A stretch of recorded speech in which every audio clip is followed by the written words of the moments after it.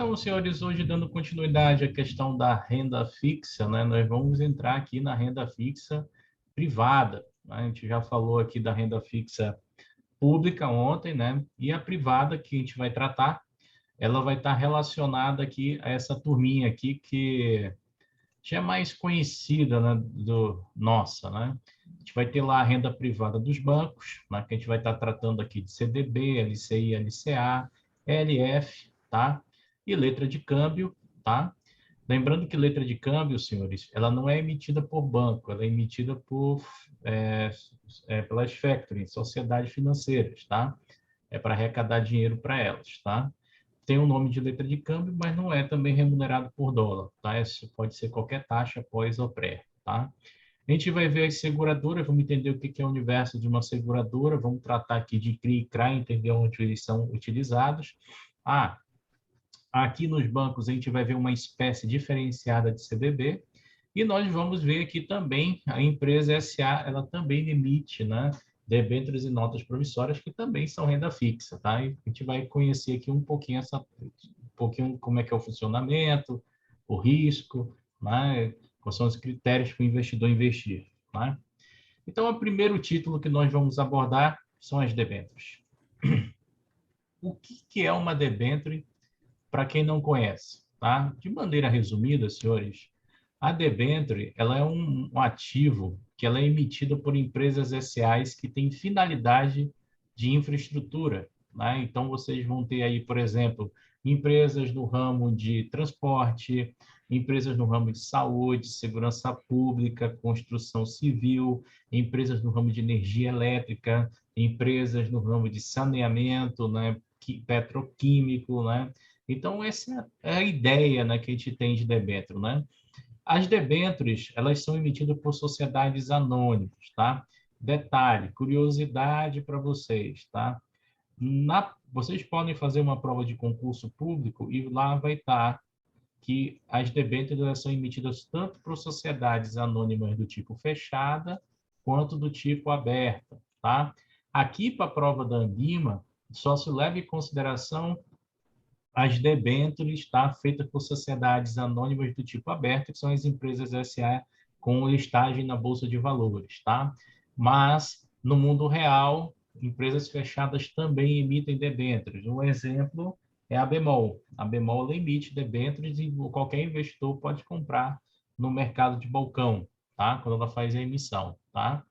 O que são as debêntures? As debêntures são títulos de dívida, tá? Então, aqui a empresa está emitindo um título ao qual ela vai se endividar com o investidor e ela vai fazer uma promessa de pagamento futuro mediante a remunerações, taxa de juros, tá?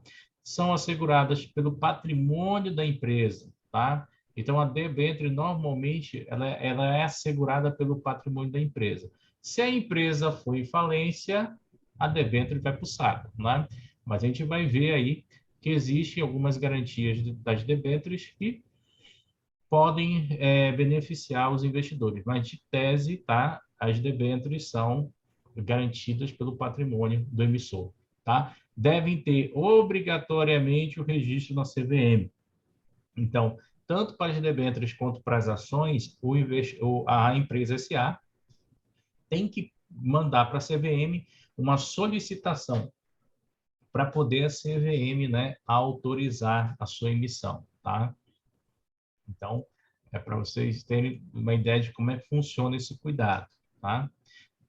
Como é que funciona normalmente? Como é que uma debênture é remunerada, né? Para vocês terem uma curiosidade, né?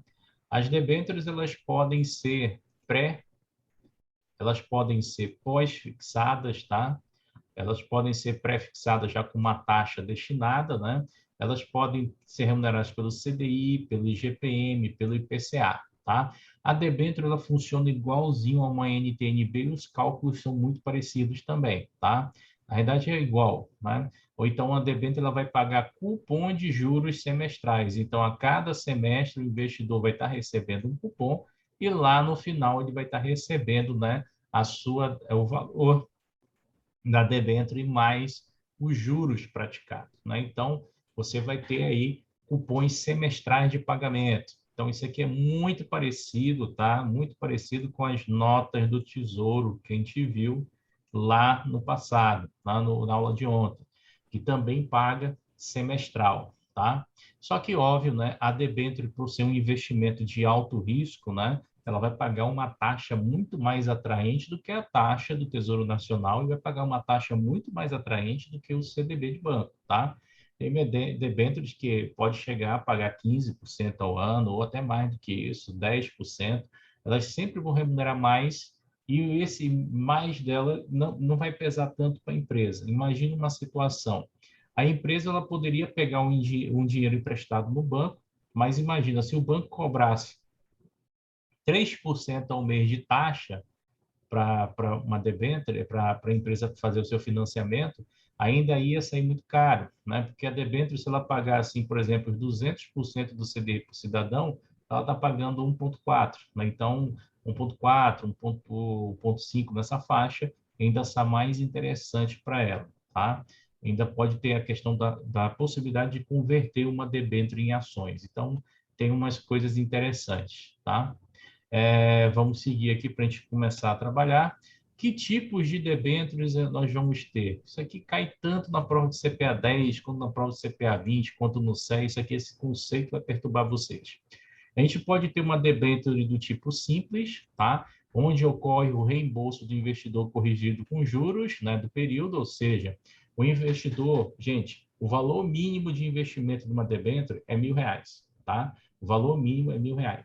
Então, quando a debênture é simples, esse valor vai ser corrigido por uma taxa de juros semestral, tá? Pode ser o DI, pode ser o IPCA, o IGPM ou uma taxa pré. O importante saber é que no final, né, quando essa debênture for vencida, né, o valor que o investidor depositou, os R$ 1.000, vão retornar para a conta dele, mais os juros, né, que foi praticado, tá, pelo praticado na proposta. Deixa eu só fechar aqui o meu Telegram aqui, para ficar aparecendo mais mensagem aqui de bolsa aqui. Pronto. E aí nós vamos ter o segundo tipo de debêntures, que são as debêntures conversíveis, né? A debênture conversível, ela também tem uma remuneração de juros, tá? Ela vai ter uma correção, tá? Durante um tempo. Só que no final, tá? No final, quando essa debênture vencer, o investidor, em vez de receber, né, o dinheiro de volta mais os juros, ele vai receber ações da companhia que emitiu a debênture. Exemplo, vamos supor que a Petrobras emitiu uma debênture para construir uma refinaria. Então, essa debênture é do tipo conversível, né? Uma debênture de 5 anos, 3 anos, 2 anos, 1 ano. Tem debênture, o prazo mínimo de uma debênture é 30 dias, tá? Prazo máximo não existe, pode ser quanto a empresa necessitar. Então, a empresa emitiu essa debênture. É uma debênture da Petro com uma finalidade de construir uma nova refinaria, tá? Quando chegar no final, né, o investidor ele vai receber o saldo dele corrigido, né, em ações da companhia emissora, no caso do Petrobras. Então, ela é conversível em ações, no caso. Mas existe um outro tipo de debêntures que é conversível em ações, que são as debêntures permutáveis, né? A debênture permutável, o dono, o emissor da debênture, ele pode pagar o investidor com ações que estão na sua tesouraria. Então, por exemplo, qualquer empresa aqui no Brasil, SA, pode ter ações de outras companhias. Por exemplo, Bradesco tem ações do Santander, Santander tem ações do Bradesco, Petrobras tem ações de várias outras empresas, e eles podem, no caso da Petro, por exemplo, ela pode fazer uma debênture do tipo permutável, e na hora de ela pagar esse investimento para o investidor, o retorno dele, ela não precisa pagar em recursos nem em ações dela, ela vai pagar com ações de outras empresas que ela tem em tesouraria. Então, as debêntures permutáveis são ações que estão na tesouraria da empresa que pertencem a outras empresas SA, tá? E aí nós temos as debêntures incentivadas. Essa daqui é muito bom para você que é pessoa física, tá? Por que é bom para quem é pessoa física? Porque tem isenção de imposto de renda, tá? Então, o que acontece com as debêntures incentivadas? O governo federal, ele pode, tá? existem áreas que são carentes, né, de infraestrutura no país, né, como saneamento básico, educação, saúde e por aí vai. O governo federal pode estar fazendo uma parceria, um convênio com uma empresa SA, ao qual essa empresa SA pode se encarregar de fazer esse processo e emitir depois uma debênture do tipo incentivada. Com isso, essas debêntures, né, elas vão ter lá o benefício, né, de trazer ao investidor pessoa física uma isenção de imposto de renda. Tá? Então, cuidado. Na prova de vocês, não é só os investimentos tipo poupança, LCI, LCA, CRI e CRA, que podem ser isentos de imposto de renda. Vocês podem ter uma debênture, que é um investimento que tem um pouco mais de risco, é um pouco mais arriscado, mas ele também pode ter uma isenção de imposto de renda para a pessoa física na remuneração, se for destinado a investidor, né? Se essas debêntures forem destinadas, desculpa, se essas debêntures forem destinadas à infraestrutura, tá? Desde que o governo faça uma espécie de concessão, tá? Isso aqui existe desde 2012, tá? Desde 2012 que existe esse tipo de lei. Tranquilo? Dúvidas até aqui? Paulo, Oi. tu poderia me dizer qual é a diferença entre conversível e permutáveis? Porque eu estou lendo, para mim está parecido igual. Mas é igual. Só que as permutáveis, a diferença é a seguinte: quando é conversível, é a ação do emissor. Exemplo, Petrobras emitiu uma debênture, ela tem que pagar com ações da Petrobras. Quando eu falo de permutável, eu não pago com a ação do emissor. Por exemplo, a Petrobras emite uma debênture, mas ela não vai pagar com ações dela, ela vai pagar com ações de outras empresas que ela tem em tesouraria. Entendeu? Pode ser qualquer uma delas. Entendi. É só essa a diferença. Mas as duas são ações. Terminou o prazo, vai receber ações. Só que uma da companhia e a outra do que ela tem em caixa. Alguma outra dúvida, senhores? Posso passar? Vou entender que sim. Vamos seguir aqui. Então, para que serve debêntures? Né? Eu botei aqui um breve resumo para vocês darem uma lida com mais calma depois. Né? Mas, basicamente, debêntures serve para isso. Ó. Ela vai captar recursos, tá? Vai levantar dinheiro. Então, toda vez que for emitida uma debênture, eu vou ter uma oferta pública, né? Eu vou ter um IPO. Né? Então, toda vez que for para lançar uma debênture no mercado para captação de recursos, vai ter que ter um IPO. Tá? E a ideia é financiar projetos de investimentos, que podem ser em vários ramos, como eu falei para vocês: saúde, educação, energia, transporte, né? E etc. Tá? E a ideia aqui, ó, para as empresas, né? É alongar o perfil do passivo, ou seja, as empresas vão, através das debêntures, elas vão emitir, fazer com que os investidores participem nesse projeto. Ela vai pagar para eles a rentabilidade do investimento conforme a taxa que foi definida, e uma vantagem é que para ela se torna mais barato, tá? E para o investidor se torna um investimento de renda fixa mais atrativo. Lembrando que há um risco muito grande de emissão de debêntures. Qual é o risco? Se a empresa SA falir, você vai junto, né? Mas, é só, as debêntures podem ser emitidas, como eu falei, capital aberto e fechado, só que a prova da Ambima só vai levar em consideração as de capital aberto que são emitidas lá na Bolsa de Valores, e as debêntures não podem ser emitidas por instituições financeiras, tá? Isso aqui é uma regra, tá? Então, banco, corretora, distribuidora, fundo de investimento, qualquer outra instituição financeira não pode emitir uma debênture, tá? Cada instituição financeira tem o seu, vamos dizer assim, o seu instrumento correto para captação de recursos. Então, os bancos têm o CDB e o RDB, né? As sociedades de crédito imobiliário têm as letras de créditos imobiliárias, têm as letras de crédito, letras hipotecárias, as financeiras têm as suas letras de câmbio, né? Você vai ter as cooperativas lá com seus depósitos de cooperado também, que é uma espécie de CDB. Você vai ter lá, né, no caso, as corretoras. Corretoras, no caso, elas vão vender os recibos de ações e os certificados de ações. Então, para cada instituição financeira há uma forma correta de captação, tá? Então, instituições financeiras é proibido. Quem foi que proibiu isso? O próprio Banco Central. Ele proíbe esse tipo de operação. Então, as sociedades de arrendamento mercantil e companhias hipotecárias também estão autorizadas a emitir debêntures. Então, essas são as únicas exceções: arrendamento mercantil e as companhias hipotecárias que podem emitir. As outras não. Em outras palavras, ao se investir debênture, a empresa empresta dinheiro, né, a uma determinada empresa e promete pagar o valor para o investidor lá na frente. Vou fazer um esqueminha aqui só para vocês entenderem como é que funciona todo esse processo de colocação de uma debênture no mercado, só para auxiliar vocês. Então, nós vamos ter aqui uma empresa do tipo SA, tá? Essa empresa do SA aqui, que eu vou dar no exemplo, ela é uma empresa hidrelétrica, tá? Então, vou colocar aqui que a necessidade dela, né, é captar recursos para a construção hidrelétrica,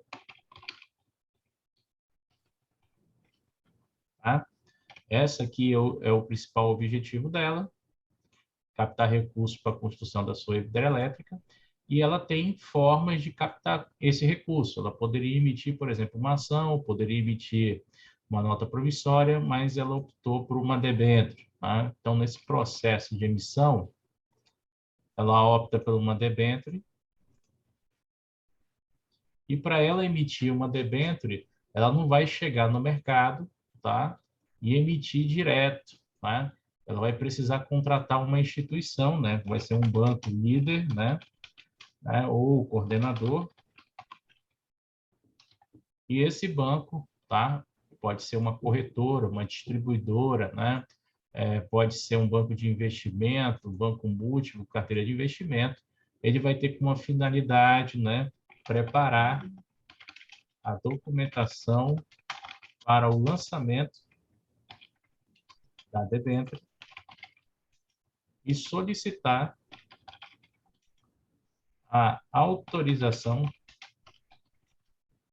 à CVM. Então, ele vai pedir para a CVM, né, se a CVM concorda, né, se ela autoriza a emissão da debênture dessa empresa com a finalidade de construir uma hidrelétrica, tá? Só que tem um detalhe: antes de ser feito esse processo aqui, né, da empresa entrar em contato com o banco e esse banco, né, realizar esse processo de mensuração do preço da debênture, do alvo, tudo bonitinho, vai ter que ser feita uma auditoria. Por que vai ter que ser feita uma auditoria? Porque para a CVM, para o mercado, tem que ficar claro que essa empresa ela está pedindo recursos, mas ela tem condições de pagar, né? Então, ela vai pedir recursos, mas esse recurso que ela está solicitando, ela tem condições de pagar, remunerar o investidor, né? Depois disso, né, vai ser escolhido aqui, né, os tipos, né, de conversões de debêntures. Então, vai ser escolhido os tipos, tá? E todos tipos de papel, debêntures, e montado o prospecto. Então, vai ter um prospecto para emissão desse valor mobiliário, né? E aí, todo esse valor mobiliário ele vai ser negociado junto ao mercado com os investidores, né? Então, a gente vai ter lá, né, uma organização chamada Maker Market, né? Market, tá? E essa organização ela vai ser responsável, tá, por vender, né, debêntures aos investidores.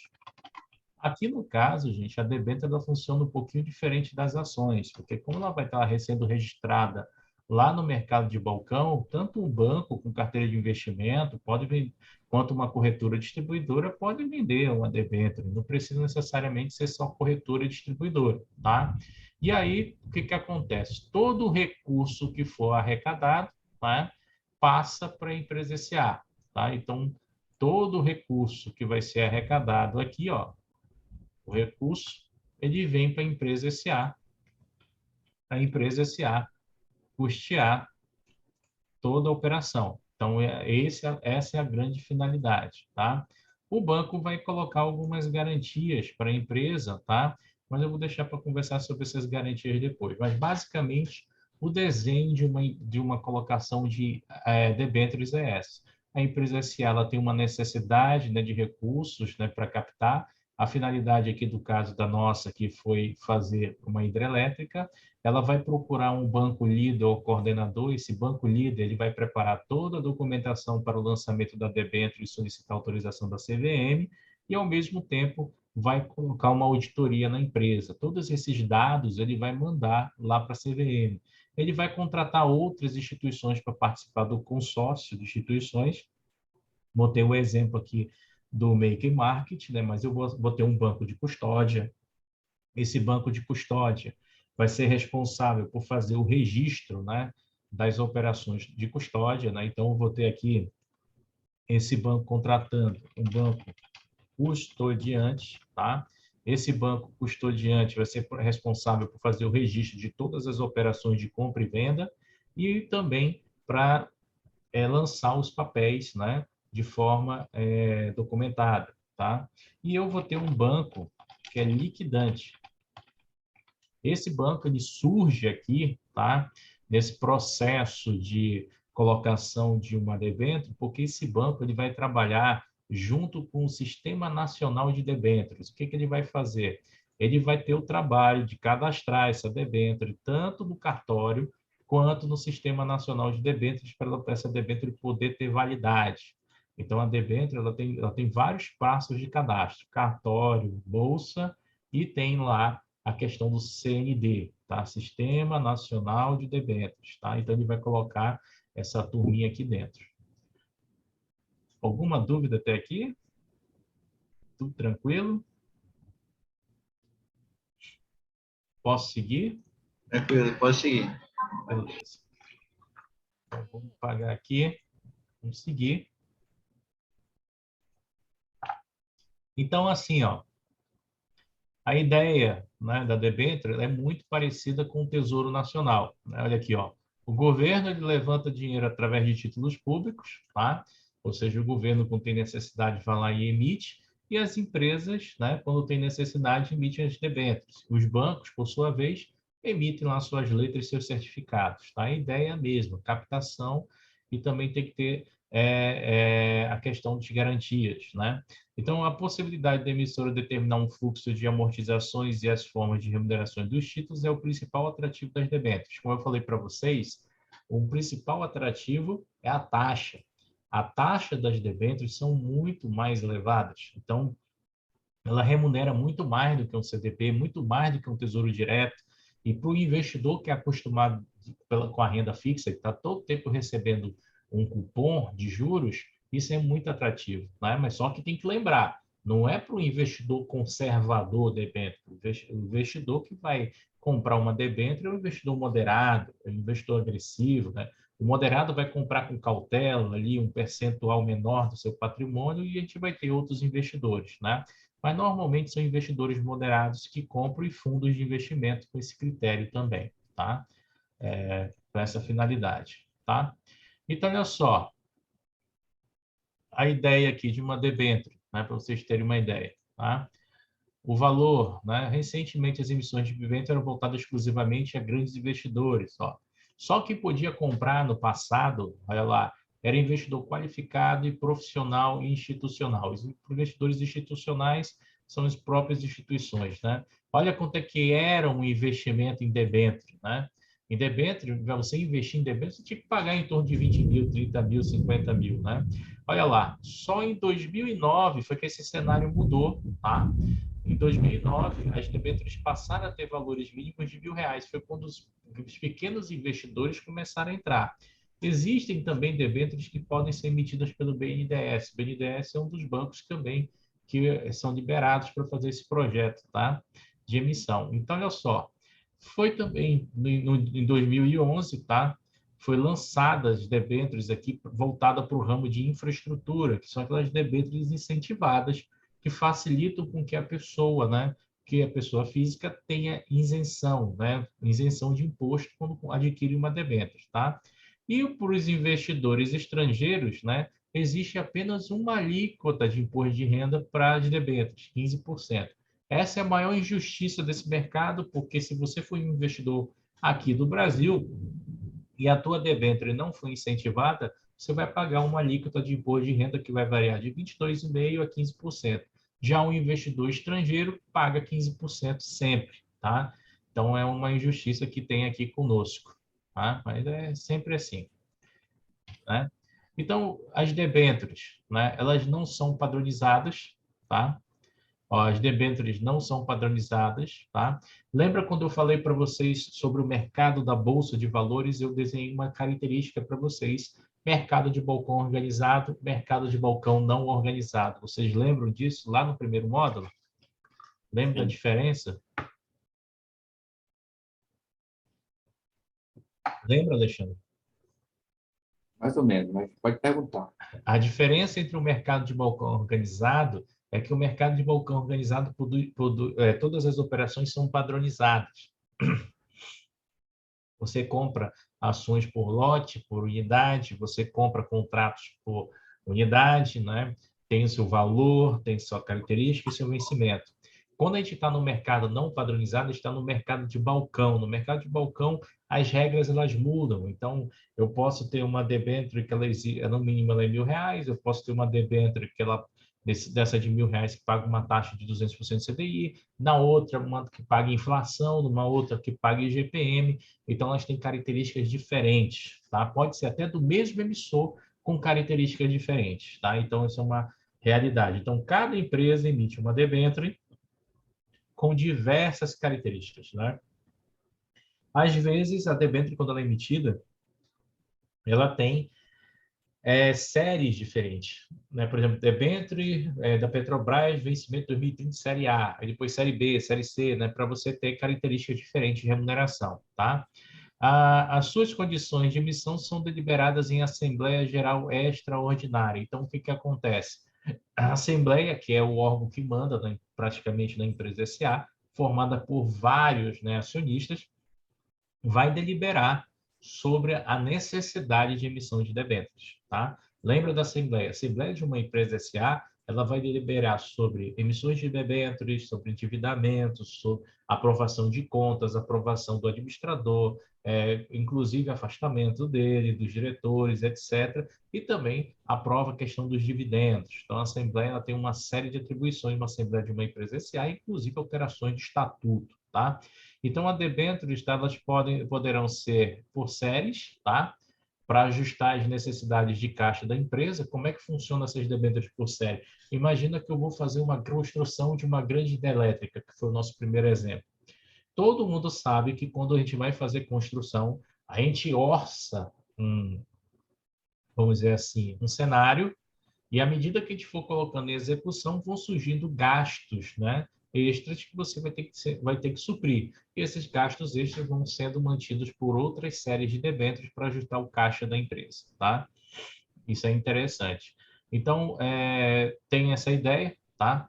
Existem diversos tipos de debêntures no mercado. Depois, se vocês tiverem curiosidade, vocês podem digitar no Google, né? Debêntures listadas da B3. Aí vai abrir o site da Bolsa e você vai ver lá a quantidade de debêntures que são negociadas, tá? Então, a gente vai ter aí uma série de condições, tá? Deixa eu apagar aqui para a gente continuar. Continuar aqui a nossa conversa, né? Então, aqui, quando a gente fala de debêntures, né, características que eu preciso saber. Possui qualquer prazo de vencimento. Tá, isso é verdade, mas eu quero que vocês lembrem para a prova o seguinte. O prazo mínimo de vencimento de uma debênture é 30 dias. Tá? Então, o prazo mínimo de vencimento, tá? O mínimo é 30 dias. Então, o menor prazo de uma debênture é 30 dias. Tá? O prazo maior pode ser de acordo com a empresa. Tá? Tem empresas, só para vocês terem uma ideia, tem debêntures da Embraer, da Petro, que estão vencendo agora, que é de 40 anos. Tá? 30 anos, tá? 20 anos. Então, é diferente os prazos. Tá? O pagamento das debêntures podem ser também diferenciados. Eles podem ser pagos de forma anual, semestral, trimestral, mensal ou esporádico, tá? O que é mais comum que a gente vê no mercado? É as debêntures fazendo pagamento semestral ou anual, que é mais comum. Dificilmente você vê mensal, tá? Mas pode ser feito mensal e todo mês está caindo os jurozinhos, tá? As remunerações podem variar de correção monetária ou de juros. Então, vocês podem ter lá uma debênture pré-fixada, uma debênture pós-fixada, ela pode ser corrigida por correção monetária, ela pode ser corrigida pelo CDI, pela TBF, pela TR, antigamente pela taxa de juros de longo prazo, que não existe mais, pode ser corrigida por inflação, tá? IPCA ou IGPM, tá? Existe essa possibilidade também, tá? No vencimento é possível que a debênture seja convertida em ações, é uma das características principais dela, tá? E aqui o investidor ele pode escolher, né? Se ele pode optar em receber o dinheiro ou receber ações da companhia. Não é óbvio, né, que o mais importante é você receber o valor em espécie. A não ser que você queira ser acionista da empresa e na hora que você mudar essa característica, seja mais vantajoso para você.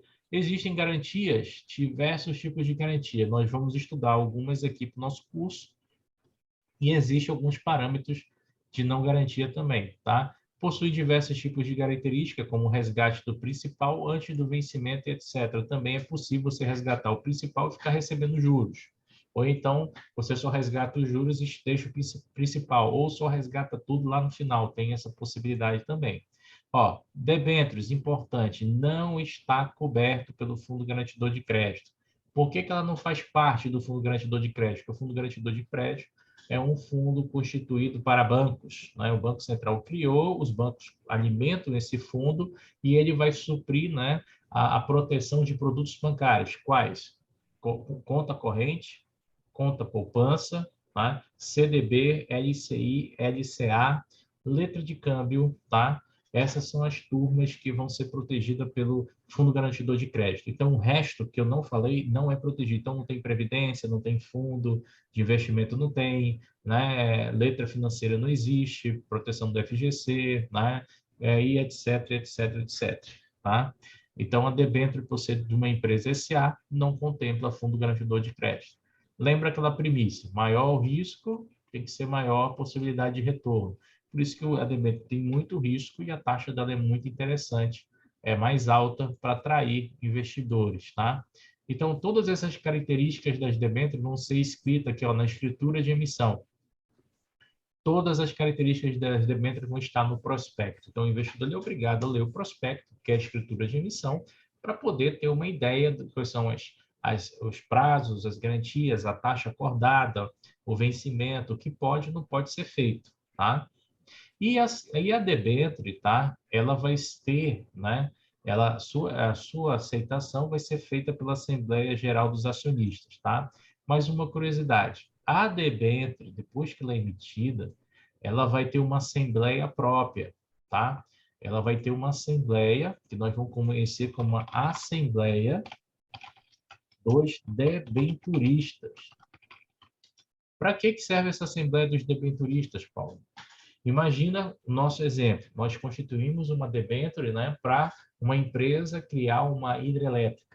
Então, quando chega uma vez por ano, né, a empresa vai fazer uma assembleia só para os debenturistas, ou seja, só aqueles que detêm as debêntures, tá? E essa assembleia vai ser totalmente organizada por uma instituição financeira que se chama agente fiduciário, tá? E essa instituição financeira, que pode ser um banco de investimento, um banco múltiplo, uma carteira de investimento, uma corretora, uma distribuidora, terá como finalidade prestação de contas com os debenturistas, principalmente do que foi arrecadado, o que está sendo gasto e como é que está o andamento da construção da obra. Tá? Isso é importante. Tá? E na emissão da debênture, como nós já descrevemos, né? Lançou a debênture, foi aprovado pela Assembleia dos Acionistas, tem que ter a contratação de um banco coordenador e líder e tem que pedir autorização da CVM. Uma característica importante, né? O valor que vai ser captado com a debênture não pode ultrapassar o capital social da empresa. Ou seja, Se a empresa SA tem 15 bilhões de capital social, ela não pode pegar 20 bi, tá? Ela vai poder pegar no máximo 15 bi, tá? Ou seja, não tem como colocar uma debênture acima do valor. Então, até botei um exemplozinho aqui de 1 milhão para vocês darem uma lida. Então, essas são as características principais da emissão. Não posso me super endividar em relação à debênture, tá? A debênture, como um investimento de oferta pública, ela vai ter mercado primário, né? Mercado primário, como eu falei para vocês, qual era a característica do mercado primário que eu dei lá para ações para vocês? Qual era o principal objetivo dele, do mercado primário? Recursos. Captar recursos. Então, a empresa vai emitir aqui no mercado primário, que a ideia é captar recursos. Depois, se o investidor quiser vender, né, ele vende no mercado secundário e o objetivo lá é liquidez, ele conseguir ter um lucro lá na operação, tá? E a questão do mercado secundário sempre vai ser somente entre investidores, já não vai ter mais a participação da SA, tá? Então, essa é uma condição aí que tem que saber existe, tá? E aí, como eu falei para vocês, existe o agente fiduciário, né? O que é o agente fiduciário? Nós estudamos lá no início, como falando de corretoras de investimento, que as corretoras podem ser um agente fiduciário, mas não só as corretoras. As corretoras, as distribuidoras, os bancos com carteira de investimento, de um modo geral, podem ser esse cara. E qual é o principal objetivo deles? Zelar pelos direitos dos debenturistas, né? Então, esses caras eles vão estar vendo, né, se a empresa, né, está gastando devidamente os valores, se não está superfaturando as coisas, se a empresa está sendo bem gerida, né, se não está acontecendo nada que possa, né, impactar no orçamento da empresa ou levar ela à falência, né? Se o agente fiduciário perceber que qualquer garantia da debênture está sendo prejudicada, ou se a empresa está com má gestão, ele pode decretar uma coisa chamada cross default. O que é cross default? Tá? Cross default, que a gente escreve cross default. Né? O que é cross default, Paulo? Cross default é um mecanismo de proteção que é acionado pelo agente fiduciário, e a ideia desse cross default é que caso a empresa não cumpra com as garantias das debêntures ou ela comece a ter uma piora de caixa, o agente fiduciário pode decretar a falência da empresa SA e apreender os bens que servem de garantia para os debenturistas. E, com isso, né, resguardar os seus direitos. Então, esse é o principal papel do agente fiduciário, zelar pelos direitos e pelas garantias que pertencem aos debenturistas, ou seja, eles vão olhar para saber se a empresa está cumprindo, né, as cláusulas da escritura, né, se está tudo, se ela está cumprindo o que ela escreveu, né, que está registrado em cartório, tá, sobre a questão da emissão de debênture, tá? Então, isso aí vai ser tudo resguardado. E se for constatado que houve alguma coisa mal feita, né, vai caber responsabilidade sobre a administração dos bens de terceiros, né? Então, aqui, ó, se o administrador estiver fazendo besteira, vai cair responsabilidade sobre ele, tá? E vai cair a responsabilidade sobre as pessoas também que aprovaram, os diretores. Então, todas as pessoas que são envolvidas na empresa, nessa parte de gestão, elas ficam comprometidas, tá? É uma coisa muito séria isso aqui no mercado, tá? Muito séria mesmo. Aqui, ó, a nomeação do agente fiduciário ela é obrigatória, tá? Ela está prevista por lei. É obrigado ter o agente fiduciário no momento em que é feita a emissão das debêntures, tá? E o que o agente fiduciário vai observar, além daquilo que eu falei? Mas tudo isso aqui também, né? Então, está aqui a questão do default. Nós vamos explicar cada um desses daqui. Então, ele vai notificar o debenturista sobre qualquer inadimplemento, né, ocasionado pela companhia em relação às suas obrigações assumidas e declarar antecipadamente vencidas as debêntures. Ou seja, a empresa está com inadimplência, teve uma série de debêntures que ela não pagou, então esse cara já vai acionar essa empresa pelo mecanismo de cross default. A empresa, por exemplo, ela vendeu o objeto que estava em garantia, né? Existe uma garantia aqui que é a real, que é a garantia mais forte. Se ela vender o objeto que estava em garantia e não alterar as operações e não comunicar, ou melhor, nem pode fazer isso, né? Se ela vender, ou então alienar, ou então for a leilão e seu objeto de garantia, também pode ser acionado o mecanismo de default. Tá? A execução das garantias, né? Se o agente fiduciário perceber que há necessidade de executar as garantias para que os debenturistas não fiquem prejudicados, ele vai executar. Nós vamos conhecer cada uma desses tipos de garantias e nós vamos entender qual é a melhor, qual é a mais forte, qual é que não tem garantia, qual é que só é garantia sobre o patrimônio, a gente vai conhecer elas, tá? O agente fiduciário, ele pode requerer a falência da emissora, tá? E entrar com um processo de liquidação dela, judicial. Quando isso ocorre, ele também pede o default, tá? Tornar qualquer medida necessária para que os debenturistas realizem seus créditos, ou seja, recebam seu dinheiro, renunciar à função na hipótese de conflito de interesse, né? O que seria o conflito de interesse, né? Por exemplo, eu não posso ter dentro do agente fiduciário alguém que tenha grau de parentesco, né, com alguém da empresa. Se alguém for contratado, né, para dentro desse agente fiduciário que seja parente de alguém da empresa SA, de primeiro e segundo grau, pode ter certeza que esse agente fiduciário ele vai ter que quebrar o contrato, vai ter que ser composto outro agente fiduciário, né?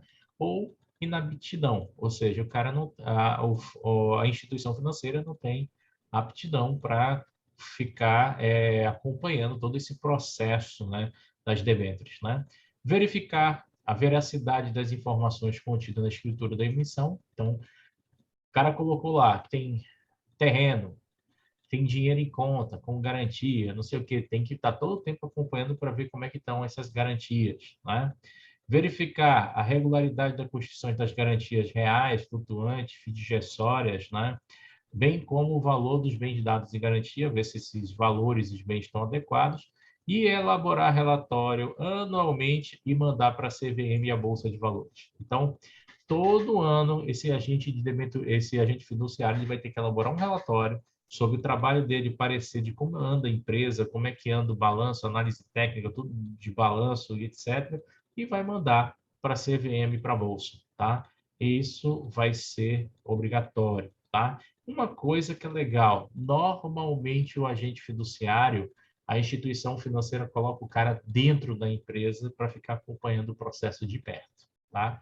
Normalmente, um banco, uma corretora coloca o cara lá dentro, que é para ver todo esse processo, para ver se a empresa está seguindo tudo conforme manda a escritura de emissão, tá? Então, isso é possível, tá? Então, aqui a questão de obrigatória de agente fiduciário, as normas, tá? Taxas que as debêntures podem ser remuneradas, tá? Eu botei aqui exemplo do que taxa que ela ainda pode ser remunerada. Então, ela pode ter taxas pré-fixadas, não existe prazo mínimo. Pode ser remunerado pela TR, debêntures de 1 mês, tá? Com vencimento tem a TR. A TJLP saiu fora, não existe mais. Debêntures com remuneração de taxa variável poderão ser ajustadas em períodos fixos, tá? Para operações com prazo de 180 dias. O que seriam essas taxas variáveis? PCA, IGPM, que são as questões de inflação.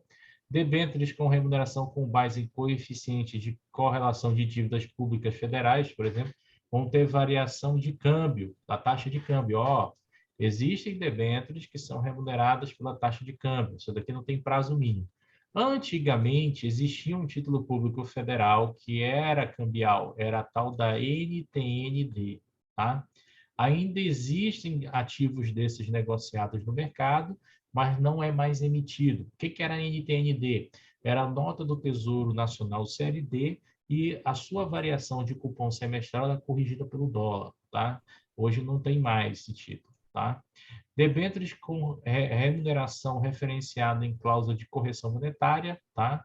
Ou base em índices de preço, GPA e GPM, tem prazo mínimo de 1 ano.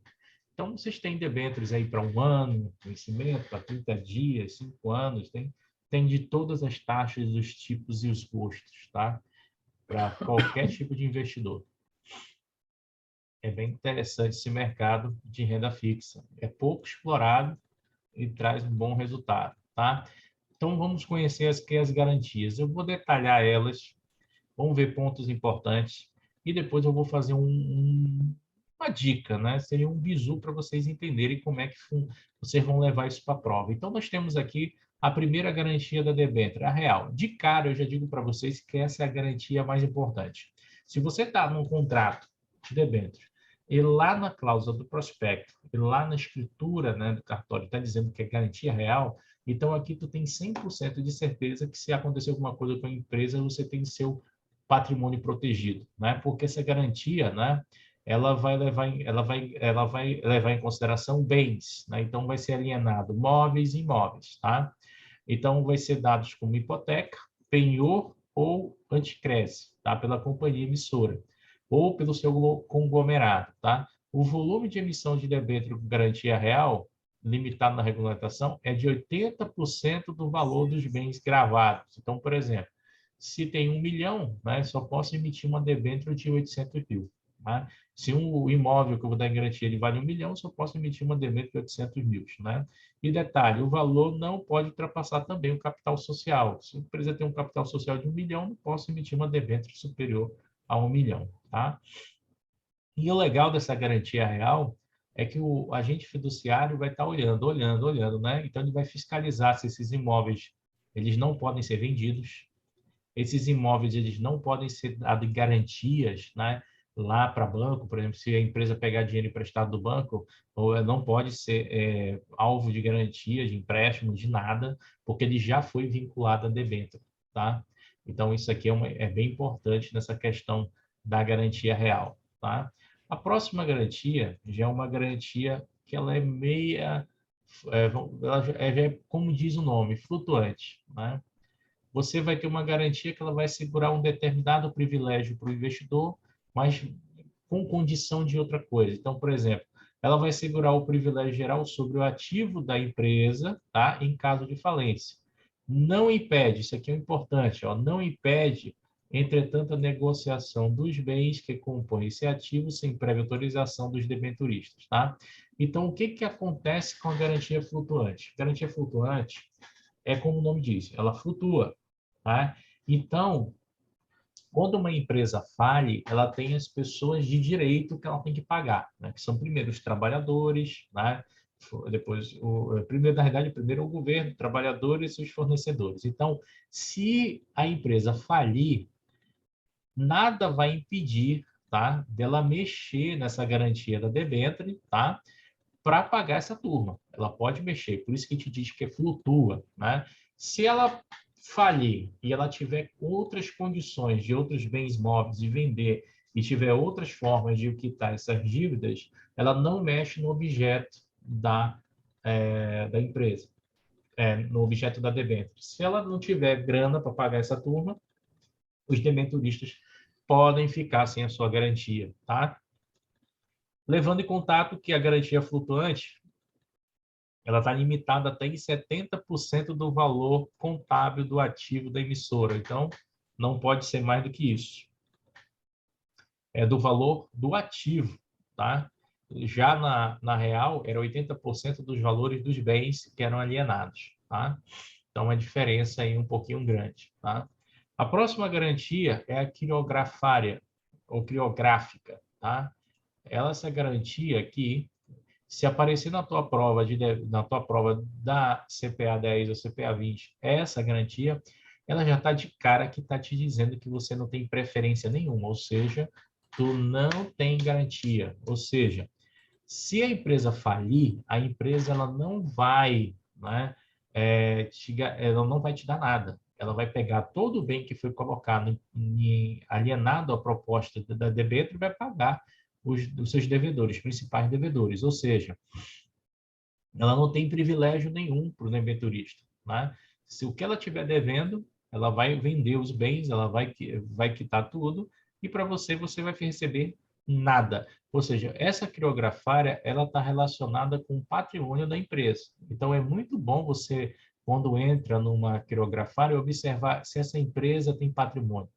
Se essa empresa ela tem dinheiro, ela tem caixa, ela tem condições de pagar em caso de falência. Então, é muito bom observar os índices de endividamento e de liquidez, né? Se tiver tudo ok, ela tiver condições naturais de pagar, você pode ficar despreocupado em fazer uma quirografária. Agora, se ela tiver com os índices de liquidez delas e os índices de endividamento fora do padrão, aí você tem um problema, tá? O problema é que quando ela falir, ela vai comprometer todo o patrimônio e você não vai receber nada. Então, essa daqui é uma garantia zero para o investidor, tá? Zero, tá?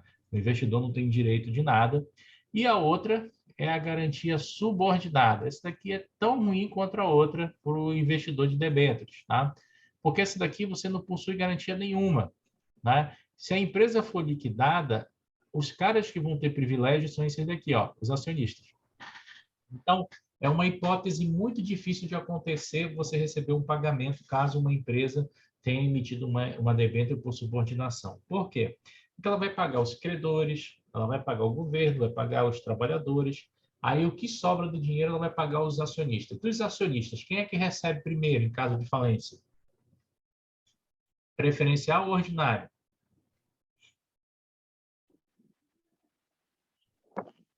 Preferencial. Preferencial né? recebe primeiro. Em caso de falência, o preferencial vai receber primeiro. Caso sobrasse dinheiro depois desse pagamento, aí o debenturista recebia, tá? Por isso que ela se torna uma coisa bem inviável para o debenturista. É quase que impossível ele receber esse pagamento, tá? Para a prova de vocês, eu tenho um bizu e eu quero que vocês atentem para ele, tá? Porque ele vai ajudar vocês em relação à prova. Então, vocês vão ter aqui as garantias, né? As garantias das debêntures.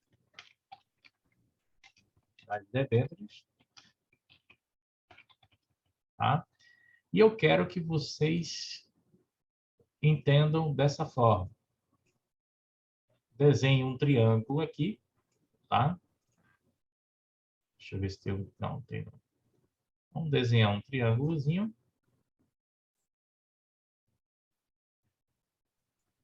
E vamos colocar aqui os tipos de garantia. O triângulo ficou muito pequeno. Tá? Então, olha só a ideia, né?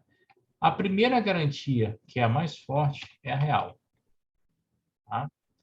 A segunda garantia que vocês têm que ter, tá? Em mente que é forte, é a flutuante.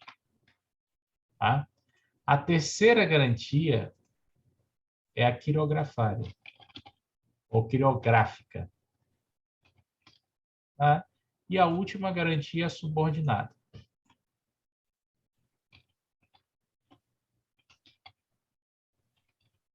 Tá? Então, a gente vem com essa ideia. Tá? A mais forte é a real. Né? Deixa eu até puxar uma seta aqui. Essa aqui é a garantia mais forte. Tá? É a forte. Tá? Garantia forte. Tá? E vocês vão entender, né, que aqui, ó, deixa eu só mudar isso aqui ao contrário. Tá? Então, maior garantia.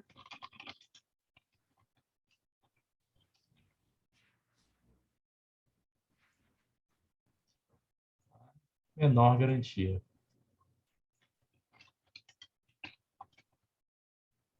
Tá? Como é que vem as perguntas de prova lá? A pergunta da prova pode ser assim: qual é a garantia verdadeira ou forte, ou a garantia que realmente assegura o debenturista? Real. Qual é a garantia que não dá nenhum tipo de benefício para o investidor de debêntures? Quirográfica. Qual é a garantia que ela está subordinada aos acionistas, ao pagamento dos acionistas? Subordinada. Tá? Qual é a garantia em que os objetos são adequados, né, à possibilidade de pagamento da empresa? Em caso de não pagamento, ela pode ser utilizado para para a quitação das suas dívidas. Flutuante, vai flutuar. Tá? A prova também pode perguntar de vocês qual é a ordem, né, decrescente, né, de garantias de uma debênture. Né? Ordem decrescente. O que é a ordem decrescente? É do maior para o menor, né? Então, seria real, flutuante, né? Quirográfica e subordinada. Então, essa daqui seriam as ordens, né, que você teria, né, a ordem decrescente, né? Ou seja, do maior para o menor, né? A prova de vocês podem vir com essa situação, tá? Para você entender isso, né, decorar para a prova, né, pode fazer tu esquecer o nome dessas palavras na hora, né? Pode vir uma questão lá. Olha, qual é a ordem das garantias da debênture da maior para menor? E vi uma alternativa lá. Letra A, flutuante, quirografária subordinada real. Aí letra B, real, flutuante, quirografária subordinada. Então, para você não se enrolar com isso, existe uma dica, né? A dica é o seguinte, qual é a principal doença que o bancário tem? Além de loucura? Não sei. Não sei. Todo bancário sei. sofre disso. Bancário não adoece, pô. Não, não adoece não, né? Todo bancário sofre de refluxo. Essa vai ser a dica para vocês memorizarem isso, tá? Refluxo, né? Então, vocês vão lá para a prova e vão levar essa dica aí. Refluxo. Já está na ordem decrescente, tá? Da resposta que seria para vocês, tá? Mas lembrem-se de nunca esquecer que a garantia mais forte é a garantia real, que vem no topo da pirâmide, tá? Então, a garantia real é sempre a mais forte. E a mais fraca é a subordinada, tá? E refluxo vai ser a dica para vocês da prova, que ela vai trazer a abreviação dos senhores, dos principais termos. Tu não sofre com isso, mas tem alguém que sofre. Vai ter certeza. Tranquilo, senhores? De boas aí com as debêntures? Depois desse esquema aí, tranquilo.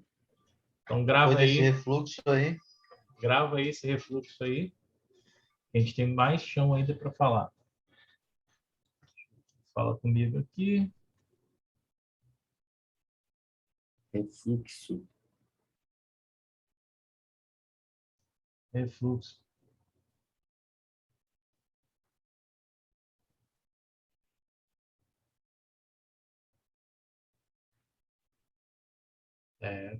Então, beleza. Vou apagar aqui para a gente seguir. Tá? Apagar aqui para seguir. Apaguei. Então, essa aqui vai ser a hipótese normal.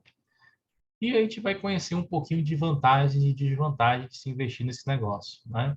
A principal vantagem, rentabilidade é sempre alta. Então, você nunca vai ver uma debênture te pagando pouco, né? Títulos podem ser indicados à inflação, né? Isso aqui protege o poder de compra do consumidor. Vai ter um agente fiduciário para acompanhar todo o processo, né? Vai ter baixo risco se a debênture for de uma empresa sólida. Por isso que muita gente compra debênture de Petro, Sanepar, debênture da Light, debênture da Taesa, debênture da Magazine, empresas conhecidas no mercado e só, BNDES. Podem ser vendidas no mercado secundário, então você não precisa ficar até o final, você pode sair a qualquer momento. Ajuda as empresas a financiar e crescer na economia, né? E possui garantias para proteger o investidor. A gente viu que tem algumas, mas lembrando que não tem fundo garantidor de crédito, tá? Desvantagem, tem pagamento de imposto de renda, né? Algumas têm taxas de custódia. Isso aqui já caiu, tá? Já tem um tempinho que é isentado taxa de custódia, inclusive não paga nada para a corretora para você ter uma debênture, né? Dificilmente você paga, né? Só se for mesmo um IPO, mas secundário, não. Taxa de compra pela CBLC, às vezes tem uma taxinha da B3, mas mesmo assim a remuneração ainda cobre. Não tem fundo garantidor de crédito, né? E resgate com 30 dias, se o caboclo conseguir vender, né, antes de 30 dias, vai ter o IOF, porque é um instrumento de renda fixa. Então, sendo instrumento de renda fixa, é obrigatória a cobrança do IOF se o cara resgatar ou vender antes de 30 dias. E o imposto de renda é aquele, igualzinho que a gente viu para os títulos públicos federais. Essa é a tabela, tá? Para o imposto de renda da renda fixa, né? Começando de 22,5 e indo até 15, né? e diminuindo a cada 6 meses, com exceção dos 17,5, que demora quase um ano aí para você reduzir, tá? Mas essa aqui é a tabela. Preciso saber essa tabela, Pro? Preciso, porque lá na prova de vocês vai ter lá: o investidor investiu em uma debênture, em um ativo de renda fixa e resgatou depois de 720 dias. Qual é a alíquota de imposto de renda que vai pagar? E aí você precisa saber qual é a alíquota. Certinho, senhores? Certo? E aí a gente vai ver as características aqui dessa turma, né? Nós só comentamos por alto, né? O primeiro cara aqui que organiza a oferta, que é o banco coordenador, né? Que ele pode organizar tantas ofertas de ações, debêntures, comercial papers, né? E demais valores imobiliários, né? Tem que lembrar que esse cara ele pode ser aquelas instituições que nós já conversamos, né? Corretoras, distribuidoras e bancos com carteira de investimento, e eles vão ter a função de avaliar a viabilidade da oferta, as condições de mercado, né? Só para vocês terem uma ideia, tem uma empresa que estava para abrir a IPO nesses anos, né? Acho que desde 2020, e não abriu, que foi a Avan. A Avan foi avaliada lá, o cara tem lá todo o processo, mas eles desistiram por causa de coisas do mercado. O mercado não estava muito favorável para essa crise do Covid, né? Elaborar projeto para as informações de emissão. Então, eles vão ter que elaborar projetos financeiros para dizer se vale a pena ou não a emissão dessa ação, tá? O banco coordenador, olha lá como eu falei para vocês, ele vai ser responsável pela mandar a documentação para a CVM, né? E controlar a colocação do lançamento e o encerramento do processo, né? Ele também vai assessorar a imprensa sobre todas as etapas da distribuição e solicitar registro junto à CVM, né? Então, é o banco que vai comunicar para o mercado o dia que começa, o dia que termina o leilão, vai avisar o book, vai dizer quem são as instituições que vão trabalhar com ele. Vai organizar o consórcio de instituições, tá? Então, esse aqui é com ele também. Com esse cara também. Ele vai, né, elaborar a documentação exigida, controlar o processo, assegurar a empresa todas as etapas de distribuição, organizar o consórcio, agir com diligência e promover também a apresentação da empresa. Tem empresas que elas têm que ser apresentadas porque as pessoas não conhecem, tá? E ele vai colocar os tipos de colocação, né? Então, aqui nós temos o primeiro, aqui, ó. O primeiro tipo de colocação é chamado de Underwrite Best Force, né? Force, né? Ou melhores esforços. Resumindo, o que seria esse Underwrite Best Force? Imagina que a empresa vai colocar debêntures ou vai colocar ações no mercado, né?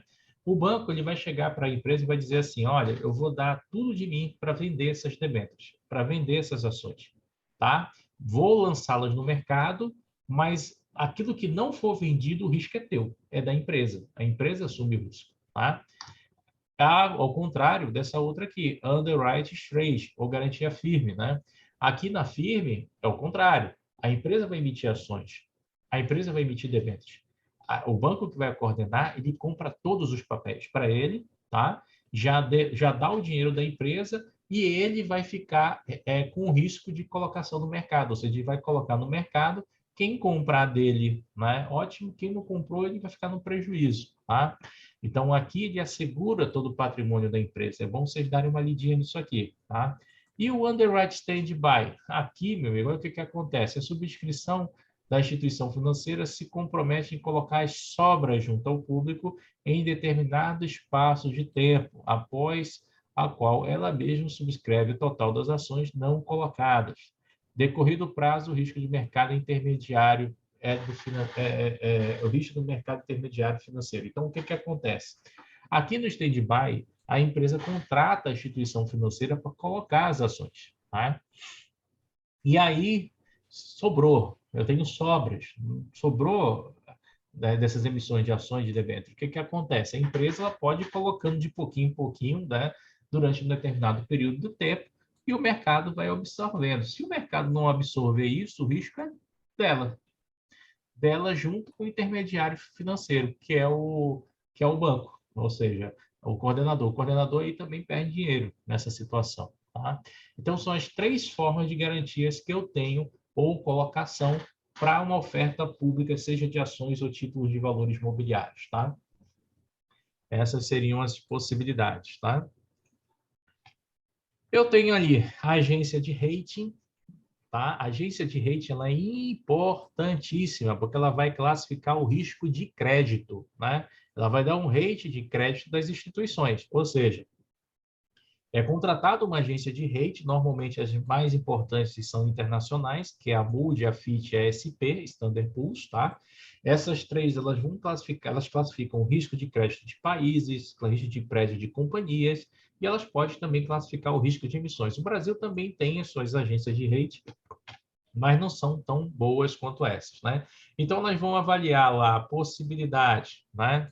A possibilidade da estabilidade financeira da empresa, capacidade de caixa, de operar, qualidade dos títulos, levando em relação às garantias, nível de endividamento, se essa empresa, quais os níveis de endividamento dela para curto, médio e longo prazo, se ela tiver muito endividada, né? Eles vão eles vão reduzir o rating dela, porque pode ter uma possibilidade de dar um calote lá na frente. Nível técnico dos executivos, para saber se o pessoal tem um conhecimento em gestão. Condições econômicas, vão levar lá as condições do país para saber se isso pode interferir ou não na emissão da debênture ou o setor que a empresa está inserida, né? E a capacidade interna da instituição em gerenciar e mitigar risco. Então, isso aí também vai ser levado em consideração, né? E a agência de rating, ela vai classificar assim, tá? Na prova de vocês, o tipo de tabela de rating que mais cai, tá? É essa aqui, deixa eu ver, é essa aqui da Standard Poor's, tá? Essa aqui é a tabela de rating que mais cai na prova de vocês. Então, podem vir, vou fazer um exemplo de questão, eu vou deixar isso aqui, e vou botar aqui do outro lado um exemplo de questão que eu já vi em prova, tá? Que é para vocês terem uma ideia de como isso vem. Deixa eu só dar uma olhadinha aqui. Vamos lá, aqui. Então, pensa comigo assim, né? Olha lá, uma empresa emite uma debênture com rating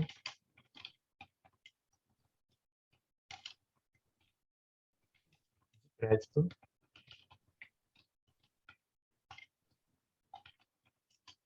CCC e outra emite com o rating de crédito CC. Aí vem a alternativa. Letra A. A debênture do tipo CCC tem mais risco de crédito que a CC. Aí letra B. A debênture